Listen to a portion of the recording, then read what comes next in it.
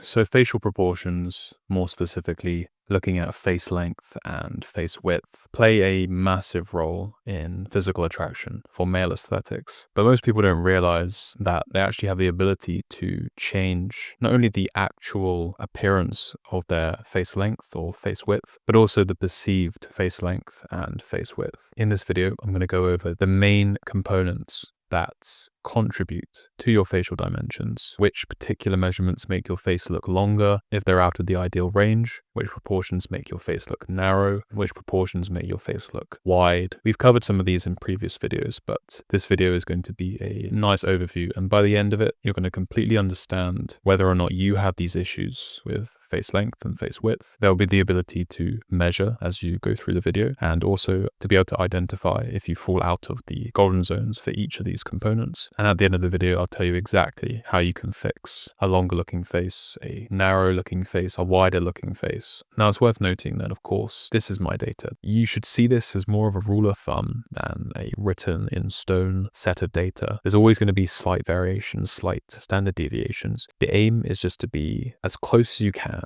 to the middle of each golden zone. It doesn't matter too much if you're a little bit out of it. However, you'll see that with the fixes that I mentioned in this video and other videos that I talk about with particular components of the face, the aim is just to not only change the actual measurement, but also the perceived measurement. So if you're out of this golden zone, you don't need to worry, because we can change, just as mentioned, both the actual and perceived structure of the face to move it towards the golden zone as much as possible. No face is completely perfect. There's lots of highly attractive faces that have multiple components out of the golden zone. You want to have a face that has an overall average of ideal features and proportions. It's like a total score. The more you have, the more attractive you're going to be. So how common is this issue? It's actually very common to have a face that's out of proportion in terms of the length or the width. I would say about 70 to 80% of the members that I help inside the community have some sort of dimension issue, whether that's a longer face, a wider face. And there's always some sort of consideration within each looks maxing plan to counter this. But why is it important? Well, face width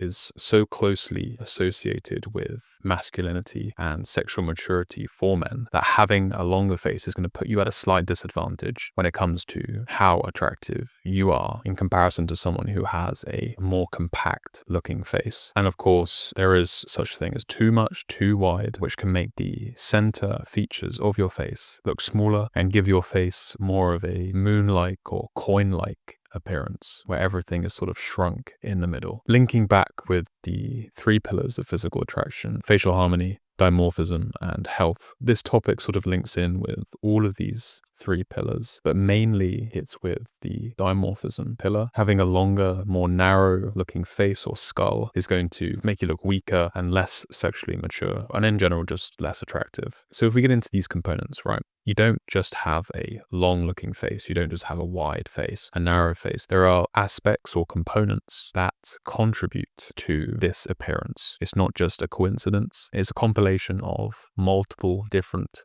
aspects working together to give you this appearance. Let's get into the components here. Let's start with the facial height to width ratio. This is the relation between the bizygomatic distance, so the distance between each cheekbone, and the distance between your glabella and your upper lip, so in between the eyebrows to your upper lip. Using Photoshop, you just want to add your photo and just select the ruler tool, and then just drag a line to measure the distance. With GIMP, you can just go to Tools, then measure, and then just drag a line to measure the distance. Very simple. What you want to do is find the distance between both cheekbones and then divide it by the distance between the glabella and the upper lip. And when I give you the golden zones and the unideals here, this is all based on my own data. There might be some conflicting opinions on this. This is just what I found to be the most optimal zones for each of these components. Of course, there are hundreds of components of the whole face. This is just looking at the face length and width. The golden zone for the facial height to width ratio is anywhere between 1.87 and 1.92. This is on the higher side. Typically, a lot of the older regurgitated data for the facial height to width ratio tends to lean towards the 1.7 to 1.8, but I think this is slightly too small for this measurement. And what I found personally is facial height to width ratios in this golden zone tend to be a lot more attractive than when they're lower or higher. If your face is less than 1.87, it's going to start to look too narrow, and And if your face is above 1.92, it's going to start to look too wide. Let's move on to the next measurement. And this is the very well-known, very famous mid-face ratio. You find this by measuring the distance between both of your pupils, which is the interpupillary distance, and then the distance between your pupil to your upper lip. And the golden zone is essentially as close to 1-to-1 as possible. This is a very popular measurement, and the data remains the same. If you have a mid-face ratio that's less than 1, your face is going to start to look non-compact and on the longer side. If your mid-face ratio is above 1, your face is going to start to look slightly too compact and short. This is one of the most important measurements in facial aesthetics, and it links in with the philtrum, which is, in my opinion, is one of the most important measurements for an attractive male face. A long philtrum is typically very unattractive and associated with juvenility. If you look at individuals that have fetal alcohol syndrome, this is a very extreme example of this, but you can see that it's very closely associated with this juvenile, infantile looking face. And of course, at the end of the video, I'll help you counter this if you do have a non-compact and long looking face. But we'll move on to the next measurement now, which is the middle third. And this is to do with the 3/3 of the face. And these thirds are from the hairline to the glabella, from the glabella to the tip of the nose, and from the tip of the nose to the bottom or tip of the chin. We'll look at all 3 of these in this video, but we'll start with the middle third. And you find this by measuring the distance between your glabella and the tip of your nose and dividing it by the total length of your face. So that's the distance between the hairline and the tip or end of the chin. Now the golden zone for the middle third is anywhere between 32 and 34% of the full face length. If you have a middle third that's less than 32%, the face is going to start to look neotenous. That's just a fancy word for juvenile, infantile, and the nose may start to look too short. If we go back to the fetal alcohol syndrome face, you can see that this middle third is very short, and this is usually to do with the longer philtrum, the shorter nose. That goes hand in hand together. If you have a middle third that's over 34%, the face and the nose are going to start to look a little bit too long. This is going to contribute towards a longer looking face. Okay, so the next component is looking at the philtrum, more specifically the philtrum length in comparison to the total mid-face length. So how do you find this? Well, you want to measure between the tip of the nose to the upper lip and divide that by the distance between the pupils and the upper lip. And then of course with all percentages, just times that by 100 to get your percentage. And the golden zone is a philtrum that's anywhere between 18.5 to 20% of the total mid-face length. If you have a philtrum that's less than 18.5%, the philtrum's going to start to look too small. This will likely link in with a slightly overly compact face, because this measurement of course is going to change the total mid-face length. If your philtrum is over 20%, then the philtrum will start to look too big, too long, which will be closely linked in with a face that looks too long. The next measurement is the upper third. So we're looking at the forehead now. So what you want to do is you want to measure the distance between the hairline and the glabella, which is just between your eyebrows, and then divide it by the full face length. Now, the upper third is very important for aesthetics. What's better? Is it a bigger forehead, a smaller forehead? In general, a shorter forehead with good width is the ideal. And when it comes to the measurement, you want to be within 32 to 33.25% of the full face length. A smaller forehead is going to look more masculine. A larger forehead is going to look more neotenous and juvenile. And if you have a already slightly longer looking face based on your previous measurements, then a larger forehead is going to add to this by adding length to your total face. If your upper third is less than 32%, the forehead's going to start to look too small. If it's above 33.25%, the forehead's going to start to look too big and, as mentioned,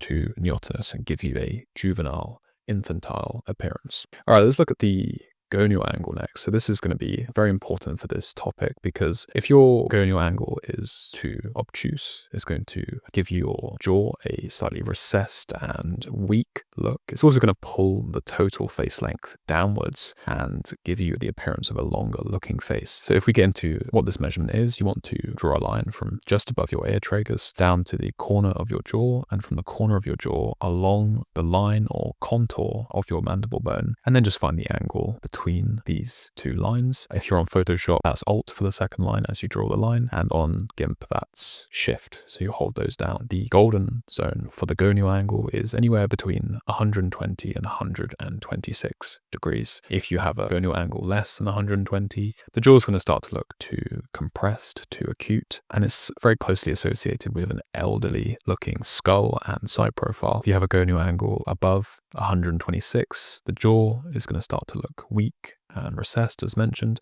too obtuse, and again is going to add to the longer looking face. Let's finish up these measurements with the lower third and looking at the chin and the jaw. We'll start this with the lower third measurements, the final of all three third measurements. So just find the distance between the tip of the nose and the tip of the chin and divide it by the full face length times by 100. And the golden zone for the lower third size is anywhere between 34 to 36% of the full face length. If your lower third is less than 34%, your lower third is going to start to look too small. And if it's above 36%, the lower third is going to start to look too long, too dominant. And it's going to also contribute to a longer looking face. There are a lot of jaw measurements, but this is going to be a very important one for discovering the relation between the jaw width and the total anterior facial height. So what you want to do is you want to find the distance between each corner of the jaw and divide it by the distance between the pupils and the tip of the chin. This is the total anterior facial height. The golden zone is when your jaw width is anywhere between 2 to 8% larger. If your jaw is less than 2%, the face is going to start to look too narrow. And if it's above